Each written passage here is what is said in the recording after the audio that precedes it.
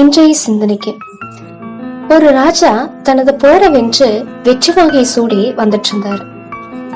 வர்ற வழியில ஒரு ஸ்திரீ அவன் கண்கள்ல தென்பட்டான். அவன் மிகவும் அழகா இருந்தான். ராஜா அந்த ஸ்திரீயின் இடத்துல போய், நான் உன்னை திருமணம் செய்து கொள்ள வேண்டும் அப்படின்னு சொல்லி தனது விருப்பத்தை அந்த பெண்ணிடம் தெரிவிச்சாரு. அவளும் ராஜாவை பார்த்து, எனக்கும் உங்களை பிடிச்சிருக்கு, ஆனா நான் உங்களை திருமணம் செய்து கொள்ளணும்னா என்னுடைய அப்பா ஒரு செயலை செய்ய சொல்லுவார். அந்த செயலை நீங்க முடித்தீங்க அப்படின்னா நான் உங்களுக்கு கிடைப்பேன் அப்படின்னு சொல்லி அந்த பெண் சொன்னான். உடனே அந்த ராஜா அந்த தந்தையிட்ட போய், உங்க மகளை திருமணம் செய்து கொள்ளணும்னா நான் என்ன செயலை செய்யணும் அப்படின்னு சொல்லிட்டு கேக்குறாரு. அப்பொழுது அந்த தந்தை, நான் உங்களுக்கு ஒரு தோட்டத்துக்கு போகிற வழிய சொல்றேன், நீங்க அங்க போய் ஒரு தங்க மலரை பறித்து கொண்டு வரணும் அப்படின்னு சொல்லி சொல்றாரு. ராஜா மனசுல ஒரே சந்தோஷம். ஏன்னா பல போர்களை வென்று வெற்றி வாகை சூடுகிற மன்னன் இவர். ஒரு பூவை பறிக்கிறது எளிதான காரியமா இருந்தது இவருக்கு. அதனால ரொம்ப சந்தோஷப்பட்டாரு. ஈஸியான காரியமாச்சே அப்படின்னு சொல்லி. நானும் அப்படிதான் நினைச்சேன். ஆனா அவன் தோட்டத்துக்கு போனதுக்கு அப்புறம் தான் அது ஈஸியான காரியம் இல்லைன்னு சொல்லி தெரிய வந்துச்சு. ஏன்னா அந்த தோட்டத்துக்கு உள்ள போனவங்க யாரும் வெளியில வந்ததா சரித்திரமே இல்லை. அந்த தோட்டம் மிகவும் அழகா இருக்கும். அந்த பூக்களை பார்க்கும் போதும் பழங்களை எல்லாம் பார்க்கும் போதும் எல்லாரும் மதிமயங்கி நின்றுவாங்க. ராஜாவும் அப்படிதான் பூக்களை போய் பார்த்தான். அது நறுமணத்தை உணரும் போது தன்னையவே மறந்து மதிமயங்கி நின்னான். திடீர்னு ஒரு உணர்வு வந்துச்சு. தொடர்ந்து அவனுடைய பயணத்தை தொடர்ந்தான். திரும்பவும் போய் பழங்களை பாக்குறான். அதன் அழக கண்டு மதிமயங்கி நின்னுட்டான். திடீர்னு ஒரு உணர்வு வந்துச்சு. தனது பயணத்தை தொடர்ந்தான். அந்த தோட்டத்துல இருக்கிற சில பேரு அவனவே பார்த்து கொண்டிருந்தாங்க.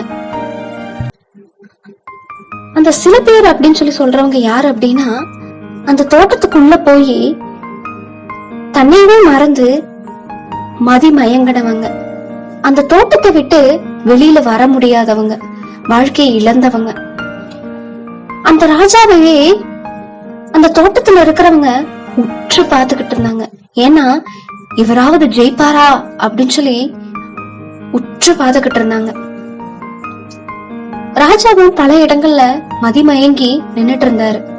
ஆனா திடீர்னு அவருக்கு உணர்வு வருது. திடீர்னு தனது பயணத்தை முன் தொடர்றாரு. அப்படியே முன் தொடர்ந்து மலர் இருக்கிற இடத்தை கண்டுபிடிச்சு மலரை பறித்தர்றாரு. பிறகு அந்த பெண்ணின் தந்தையாரிடம் வந்து கொடுக்கிறாரு. அந்த தந்தை ஆச்சரியத்தோடு, நீங்க எப்படி இந்த காரியத்தை ஜெயிச்சீங்க அப்படின்னு சொல்லிட்டு ஆச்சரியத்தோடு கேக்குறாரு. ஏன்னா அங்க போனவங்க யாரும் வெளியில வந்ததே இல்லையே அப்படின்னு சொல்லி சொல்றாரு. உடனே அந்த ராஜா தனது கைய அவருக்கு நேராக காண்பிக்கிறார். அதுல அந்த தங்க மலரின் படம் வரையப்பட்டிருந்துச்சு. அந்த ராஜா அந்த தந்தையோட சொல்றாரு, நான் எனது சிறு வயதுல இருந்தே எனது நோக்கத்தை கையில வரைஞ்சு வச்சுக்குவேன். போர் புரியும் போதெல்லாம் நான் எது மதிமயங்கினேன் அப்படின்னா, கையில இருக்கிற அந்த நோக்கத்தை நான் பார்த்துக் கொள்வேன். அப்படி பார்க்கும்போது என்னுடைய இலக்கு என் கண்களுக்கு முன்பாக நிற்கும். அப்படி நிற்கும் போது நான் எதிராளிகளை ஈஸியா வீழ்ந்திருவேன். இப்படிதான் இந்த மலரை பறிக்க போகும்போதும் என்னுடைய கையில அந்த மலரின் வரைபடத்தை நான் வரைந்து கொண்டேன். அந்த தோட்டத்துல பல இடங்கள்ல நானும் மதிமயங்கி நின்னேன். சிறு வயதுல இருந்து எனக்கு கைய பாக்குற பழக்கம் இருந்ததுனால அதை பார்க்கும் போதெல்லாம் எனக்கு ஒரு உணர்ச்சி வந்து நான் தொடர்ந்து என்னோட பயணத்தை தொடர்ந்தேன். அப்படியாக இந்த மலரை பறித்து உங்ககிட்ட வந்து கொடுத்தேன் அப்படின்னு சொல்லி அந்த ராஜா சொன்னாரு. உடனே அந்த தந்தையாருக்கு மிகவும் சந்தோஷம். தான் ஒரு சரியான நபரிடம் தான் தனது மகளை ஒப்பு கொடுத்திருக்கிறேன்னு சொல்லி சந்தோஷத்தோட தனது மகளை அந்த ராஜாக்கே திருமணம் செய்து வச்சாங்க. இதே மாதிரிதாங்க நம்ம வாழ்க்கையிலயும் இன்றைக்கு நமது நோக்கத்தை மறந்து பல இடங்கள்ல மதிமயங்கி இருக்கிறோம். நம்ம ஃபார் எக்ஸாம்பிளா சொல்லணும் அப்படின்னா மொபைல். இன்னைக்கு சின்ன பிள்ளைகள்லாம் பார்த்தோம் அப்படின்னா ஆன்லைன் கிளாஸ் அப்படின்னு சொல்லி மொபைல் வாங்குறாங்க. ஆனா கிளாஸ் என்னமோ கொஞ்ச நேரம் தான் பாக்குறாங்க. மீதி நேரம் எல்லாமே கேம் மற்ற விஷயங்களை பார்த்து உலகப்பூர்வமா அதுக்கு அடிக்ட் ஆயிடுறாங்க. சின்ன பிள்ளைங்க மட்டும் இல்லைங்க, பெரியவங்களும் அப்படிதான் இருக்கும். இன்னைக்கு நம்ம முக்கியமான வேலையில ஈடுபட்டு கொண்டு இருப்போம், இல்லாட்டி பிசினஸ் ஓரியன்டா நம்ம செஞ்சுட்டு இருப்போம். அப்ப போன் வரும். போன் வந்துச்சுன்னா நம்மளுடைய முழு கவனத்தையும் அதன் மீதுதான் நம்ம செலுத்துவோம், நம்மளுடைய வேலையை விட்டுருவோம்.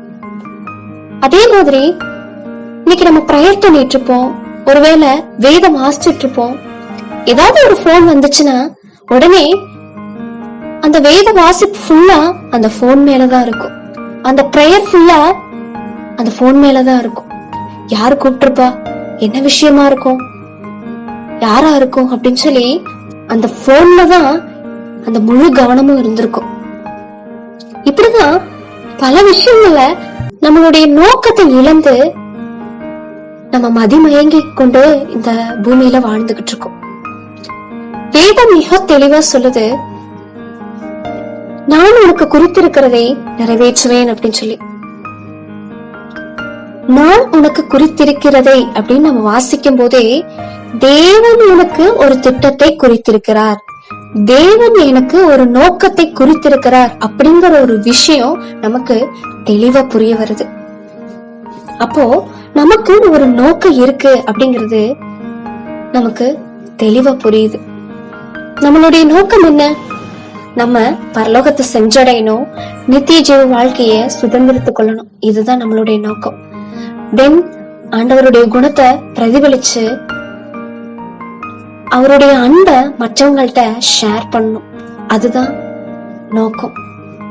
இந்த நோக்கத்தை எல்லாம் விட்டுட்டு இன்னைக்கு நம்ம எந்த வாழ்க்கையில வாழ்ந்துட்டு இருக்கோம் அப்படின்னா, பூமியில மதிமயங்கி சுயமான ஒரு வாழ்க்கையத்தான் வாழ்ந்துகிட்டு இருக்கோம். நம்மளுடைய குடும்பம், நம்மளுடைய ரிலேட்டிவ், நம்மளுடைய குழந்தைக, நம்மளுடைய பிசினஸ் அப்படின்னு சொல்லி ஒரு சுயமான வாழ்க்கையை வாழ்ந்துகிட்டு இருக்கோம். நம்மளுடைய இலக்கு என்ன, நம்மளுடைய நோக்கம் என்ன அப்படிங்கறதையே சுத்தமா மறந்து இந்த பூமியில நம்ம வாழ்ந்துகிட்டு இருக்கோம். சரி, இது எப்படிதான் ஓவர் கம் பண்றது அப்படின்னு சொல்லி நம்ம கேட்டோம் அப்படின்னா, அந்த ராஜா செய்தது போலதான் நம்மளும் செய்யணும். அவன் மதிமயங்கி நிற்கும் போது அவன் என்ன பண்ணான் அப்படின்னா, தன் கையில இருக்கிற அந்த நோக்கத்தை பார்த்தான். ஏன்னா அவன் சிறு வயதுல இருந்தே அந்த பழக்கத்தை பழக்கப்படுத்தி கொண்டான். நம்மளும் இன்னைக்கு மதிமயங்கிதான் இந்த பூமியில வாழ்ந்துகிட்டு இருக்கிறோம். நம்மளும் அந்த பழக்கத்தை பழக்கப்படுத்திக்கணும். நம்மளுடைய நினைவுல அந்த நோக்கத்தை எழுதி வைக்கணும். நம்மளுடைய இருதயத்துல அந்த நோக்கத்தை எழுதி வைக்கணும். டைரியில அந்த நோக்கத்தை எழுதி வைக்கணும். நம்ம அடிக்கடி பாக்குற இடங்கள்ல அந்த விஷயத்த நினைவுபடுத்தணும். இந்த மாதிரி செய்து அந்த விஷயத்த நம்ம பழக்கப்படுத்தி கொள்ளணும். அப்படி பழக்கப்படுத்தி கொள்ளும் போது அந்த ராஜா எப்படி ஜெயித்தானோ அதே போலதான் நம்மளும் ஜெயிக்க முடியும். மயங்கின இந்த பூமியில நம்ம ஜெயிக்கணும்னா அந்த பழக்கத்தை நம்ம பழக்கப்படுத்தி கொள்ளணும்.